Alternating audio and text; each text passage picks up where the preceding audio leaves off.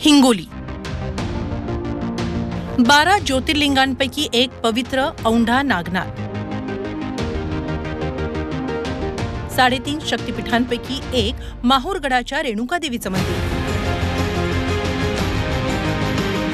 भागवत धर्माची पताका अटकेपार नेणारे संत शिरोमणी नामदेव महाराजांचं नरशी नामदेव हे जन्मगाव हिंगोलीतलंच.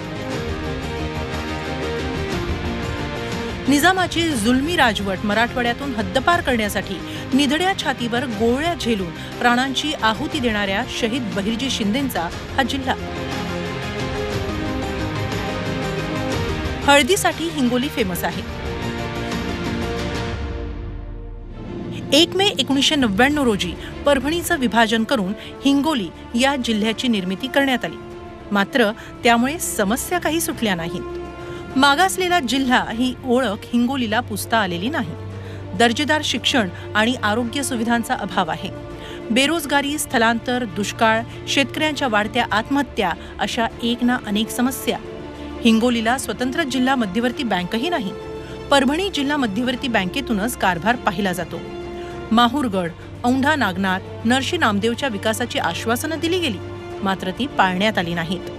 1977 मध्ये हिंगोली हा नवा लोकसभा मतदारसंघ अस्तित्वात आला. हिंगोलीतील 3, नांदेडमधील 2 आणि यवतमाळमधील 1 विधानसभा मतदारसंघाचा त्यात समावेश आहे. 2009 मध्ये शिवसेनेचे सुभाष वानखेडे यांनी राष्ट्रवादी काँग्रेसच्या सूर्यकांता पाटील यांचा 73,000 मतांनी पराभव केला.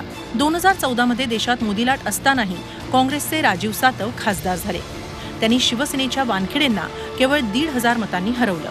2019 मध्ये काँग्रेसनं माजी खासदार सुभाष वानखेडेंना उमेदवारी दिली, मात्र शिवसेनेच्या हेमंत पाटलांनी त्यांचा 2.25 लाख मतांनी धुव्वा उडवला.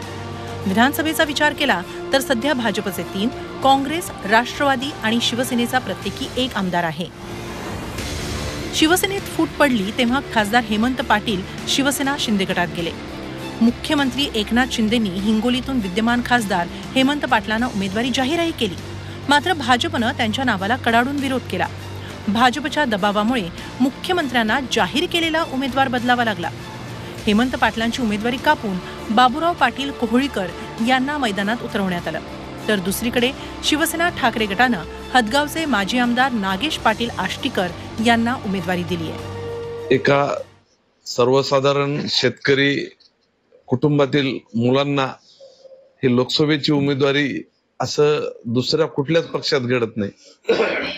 शिवसेना आणि एकनाथ शिंदे साहेब यांनीच ही जबाबदारी माझ्यावर टाकलेली आहे. तुम्ही पाहायला गेले असेल, तुम्ही आता रनिंगचेच खासदार होते.